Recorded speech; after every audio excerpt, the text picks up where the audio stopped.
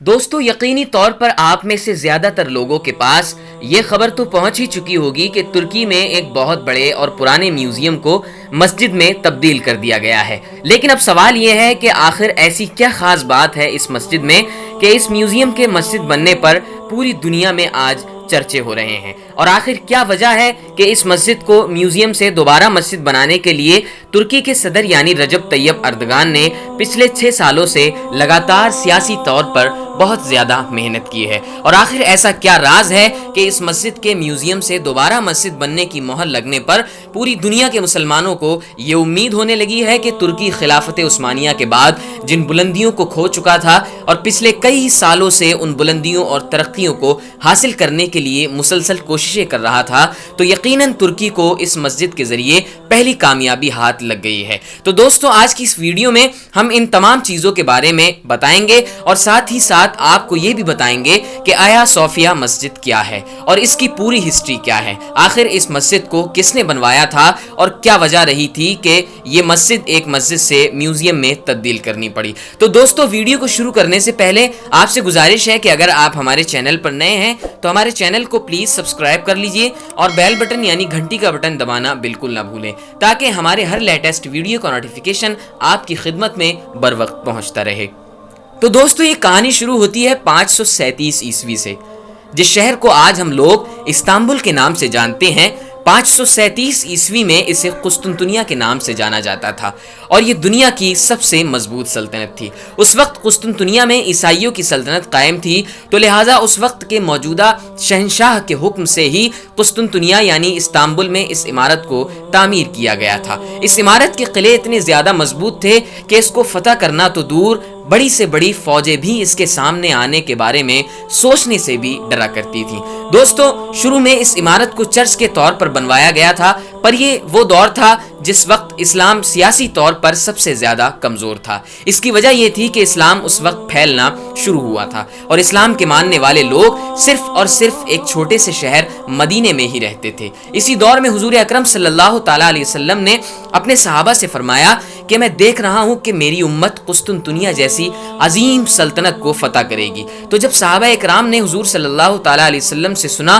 تو صحابہ کو بڑا تعجب ہوا کہ ایک ایسی چھوٹی سی ریاست جو ابھی صرف اور صرف ایک شہر میں موجود ہے، وہ دنیا کی سب سے بڑی سب سے مضبوط سلطنت یعنی قسطنطنیہ کو کیسے فتح کرے گی۔ لیکن صحابہ کو پورا یقین تھا کہ جو نبی کریم صلی اللہ تعالیٰ علیہ وسلم نے فرمایا ہے وہ تو ہونا ہی ہے، اور یقیناً دوستو ایسا ہی ہوا۔ اب وقت آتا ہے 1453 کا۔ 1453 19 مئی کے دن ارطغرل غازی کی قائم کی ہوئی سلطنت یعنی سلطنت عثمانیہ کی 7ویں نسل میں پیدا ہونے والا صرف ایک 21 سال کا مجاہد یعنی سلطان محمد، جسے ہم سلطان محمد فاتح کے نام سے بھی جانتے ہیں، وہ اپنی بڑی فوج کو لے کر اس قلعے کے سامنے کھڑا تھا، اور اس کے دماغ میں صرف اس وقت یہی امید تھی کہ کاش میں وہی سپہ سالار ہوں جس کے بارے میں حضور اکرم صلی اللہ تعالیٰ علیہ وسلم نے پہلے سے ہی پیشن گوئی کی ہے، اور صحابہ اکرام سے یہ فرما دیا ہے کہ یقیناً جو قسطنطنیہ کو فتح کرے گا وہ جنتی ہوگا اور اس کی پوری جماعت جنتی ہوگی۔ اور آخرکار کڑی محنت اور سینکڑوں شہادتوں کے بعد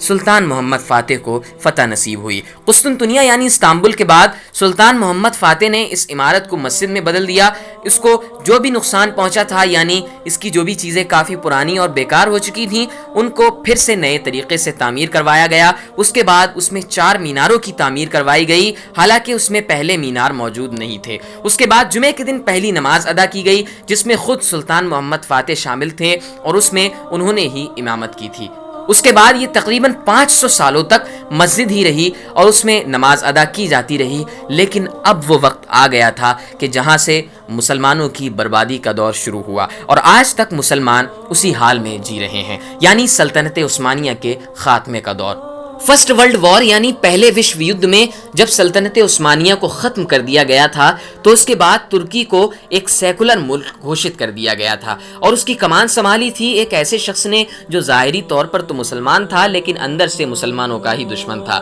اس کا نام تھا مصطفیٰ کمال اتاترک۔ جب ترکی کی کمان اس کے ہاتھوں میں آئی تو اس نے 1934 میں اس مسجد کو ایک میوزیم گھوشت کر دیا، لہٰذا 1934 سے لے کر آج تک وہ مسجد ایک میوزیم کے طور پر ہی رہی اور لوگ اس میں نماز ادا نہیں کر سکتے تھے۔ لیکن بیتے پچھلے کچھ 8-10 سالوں میں جب سے ترکی کی کمان رجب طیب اردگان صاحب کے پاس آئی تھی، تب سے ہی پوری دنیا کے مسلمانوں اور بالخصوص ترکی کے مسلمانوں میں یہ امید جاگ اٹھی تھی کہ شاید اس مسجد کو دوبارہ میوزیم سے مسجد میں بدل دیا جائے گا، اور رجب طیب اردگان نے ایسا کر دکھایا۔ اردگان نے اپنے پچھلے الیکشن کی ریلی میں قوم مسلم سے یہ وعدہ کیا تھا کہ انشاءاللہ اگر میں پھر سے سطح میں آتا ہوں تو اس میوزیم کو پھر سے ایک مسجد میں تبدیل کر دیا جائے گا۔ بڑی سیاسی محنتوں کے بعد آخرکار رجب طیب اردگان نے ایسا کر دکھایا جو انہوں نے کافی لمبے عرصے سے مسلمانوں سے وعدہ کر رکھا تھا، اور اب اس مسجد کو ایک میوزیم سے دوبارہ مسجد میں تبدیل کر دیا گیا ہے۔